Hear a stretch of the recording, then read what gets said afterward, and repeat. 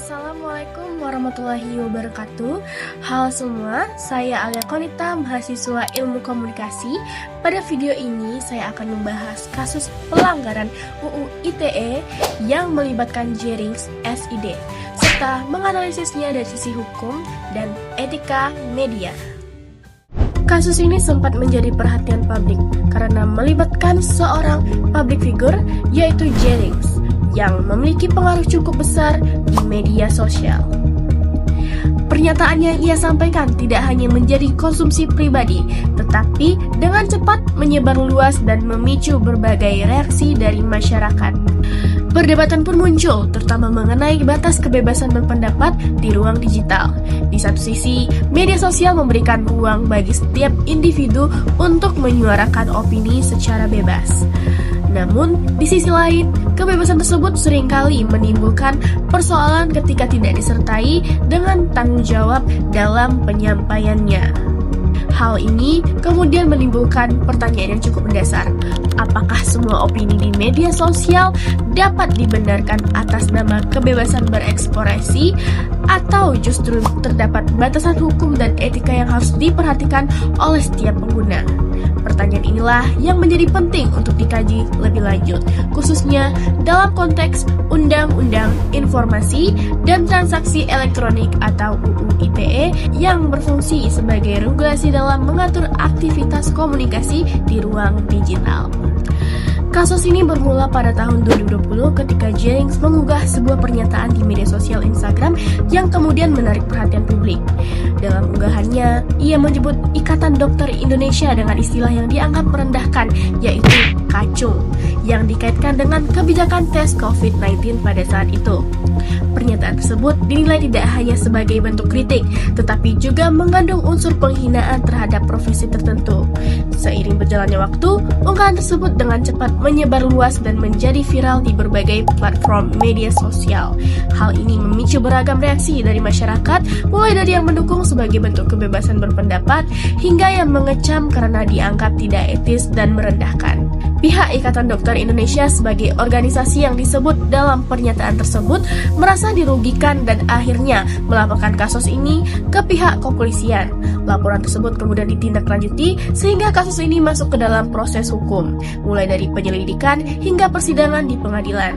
Setelah melalui serangkaian proses hukum, pengadilan akhirnya memutuskan bahwa Jerings terbukti bersalah dan menjatuhkan hukuman pidana. Putusan ini sekaligus menjadi salah satu contoh nyata penerapan UU ITE dalam mengatur batasan berpendapat di ruang digital. Kasus ini berkaitan dengan pasal 28 ayat 2 dalam Undang-Undang Informasi dan Transaksi Elektronik atau UU ITE yang mengatur tentang larangan setiap orang untuk menyebarkan informasi yang dapat menimbulkan rasa kebencian atau permusuhan terhadap individu maupun kelompok masyarakat. Pasal ini biasanya digunakan dalam konteks ujaran kebencian, terutama jika suatu pernyataan dianggap berpotensi memicu konflik sosial di tengah masyarakat. Selain itu, kasus ini juga sering dikaitkan dengan pasal 27 ayat 3 UU ITE yang mengatur mengenai pencemaran nama baik. Pasal ini menekankan bahwa setiap individu dilarang untuk mendistribusikan atau menyebarkan informasi elektronik yang bermuatan penghinaan atau dapat merugikan kehormatan pihak lain. Dalam praktiknya, kedua pasal ini sering menjadi dasar dalam mengenai kasus-kasus yang berkaitan dengan komunikasi di media sosial, terutama ketika suatu pernyataan berada pada batas antara kritik dan penghinaan. Hal ini dikarenakan tidak semua bentuk kritik dapat dianggap sebagai pelanggaran hukum, namun cara penyampaian yang tidak tepat dapat berpotensi melanggar ketentuan yang berlaku. Oleh karena itu, keberadaan kedua pasal ini menjadi penting sebagai landasan hukum untuk menilai apakah suatu pernyataan yang disampaikan di ruang digital masih termasuk dalam kategori kebebasan berpendapat atau justru telah melampaui batas dan masuk ke dalam ranah pelanggaran hukum. Dari perspektif hukum, terdapat beberapa unsur penting yang dapat dianalisis dalam kasus ini untuk menentukan apakah suatu tindakan dapat dikategorikan sebagai pelanggaran UU ITE. Pertama, unsur kesengajaan. Dalam hal ini, Jerings secara sadar menuliskan dan mengunggah pernyataan tersebut ke media sosial. Tindakan ini tidak dilakukan secara tidak sengaja, melainkan merupakan bentuk ekspresi yang memang ditujukan untuk disampaikan kepada publik luas. Kedua, Unsur distribusi atau penyebaran informasi elektronik. Unggahan yang dilakukan melalui platform media sosial seperti Instagram termasuk dalam kategori penyebaran informasi elektronik karena dapat diakses oleh banyak orang dan berpotensi untuk disebarluaskan kembali oleh pengguna lain. Hal ini memperkuat bahwa tindakan tersebut memenuhi unsur dalam ruang lingkup UU ITE. Ketiga, unsur menimbulkan kebencian atau permusuhan terhadap kelompok tertentu. Dalam konteks ini, penggunaan istilah yang dianggap merendahkan terhadap profesi dokter dapat menimbulkan reaksi negatif, baik dari kelompok yang bersangkutan maupun dari masyarakat secara umum. Unsur ini menjadi krusial karena berkaitan langsung dengan dampak sosial dari pernyataan yang disampaikan. Selain ketiga unsur tersebut, penting juga untuk mempertimbangkan dampak dari konten yang diunggah. Sebagai public figure, pernyataan yang disampaikan memiliki jangkauan yang luas dan dapat mempengaruhi opini masyarakat secara signifikan. Hal ini memperbesar potensi terjadinya kerugian, baik secara reputasi maupun secara sosial. Dengan terpenuhnya unsur tersebut, pengadilan akhirnya memutuskan bahwa tindakan yang dilakukan termasuk dalam kategori pelanggaran UU ITE. Oleh karena itu, terdakwa dijatuh sanksi pidana sebagai bentuk penegak hukum, sekaligus sebagai upaya untuk memberikan efek jera agar kejadian serupa tidak terulang di kemudian hari.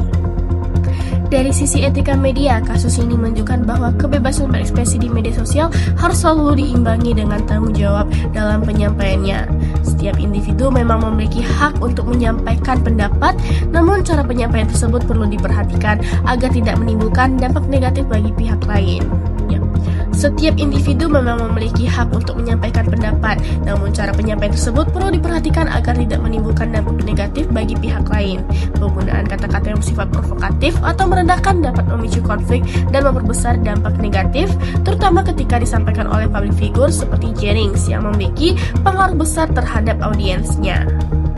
Pernyataan yang disampaikan tidak hanya dilihat sebagai opini pribadi, tetapi juga dapat mempengaruhi persepsi dan sikap masyarakat. Selain itu, media sosial memiliki sifat viral yang sangat cepat, di mana sebuah konten dapat menyebar luas dalam waktu singkat tanpa melalui proses penyaringan atau verifikasi. Hal ini membuat dampak dari suatu pernyataan menjadi lebih besar dan sulit untuk dikendalikan.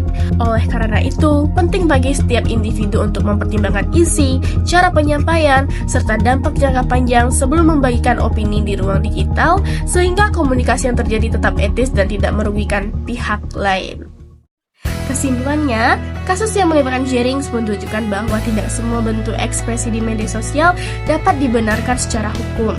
Meskipun setiap individu memiliki hak untuk menyampaikan pendapat, terdapat batasan-batasan yang harus diperhatikan, terutama ketika pernyataan tersebut berpotensi merugikan pihak lain atau menimbulkan konflik di masyarakat. Kehadiran Undang-Undang Informasi dan Transaksi Elektronik atau UU ITE menjadi penting sebagai regulasi yang mengatur aktivitas komunikasi di ruang digital agar tetap berjalan secara bertanggung jawab dan tidak melanggar hak orang lain. UU ITE berfungsi sebagai pengingat bahwa kebebasan berekspresi bukanlah kebebasan tanpa batas.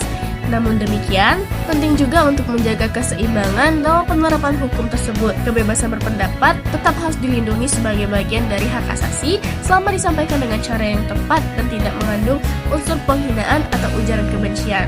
Oleh karena itu, sebagai pengguna media sosial kita dituntut untuk lebih bijak, kritis, dan bertanggung jawab dalam menyampaikan opini sehingga ruang digital dapat menjadi tempat yang sehat untuk berdiskusi dan bertukar gagasan, bukan justru menjadi sumber konflik. Kebebasan berekspresi memang merupakan hak setiap individu, namun hak tersebut tidak dapat dipisahkan dari tanggung jawab dalam penggunaannya. Penting bagi kita untuk mempertimbangkan tidak hanya apa yang ingin disampaikan, tetapi juga bagaimana cara menyampaikannya, serta dampak yang mungkin ditimbulkan bagi orang lain. Selain itu, kita juga perlu membangun kesadaran untuk lebih kritis dan selektif dalam menggunakan media sosial, agar tidak terjebak dalam penyebaran informasi yang merugikan atau komunikasi yang tidak etis. Sebagai penutup, saya percaya bahwa bijak dalam bermedia sosial bukan hanya tentang apa yang kita katakan, tetapi juga tentang bagaimana kita menjaga dampak dari setiap kata yang kita sampaikan. Terima kasih.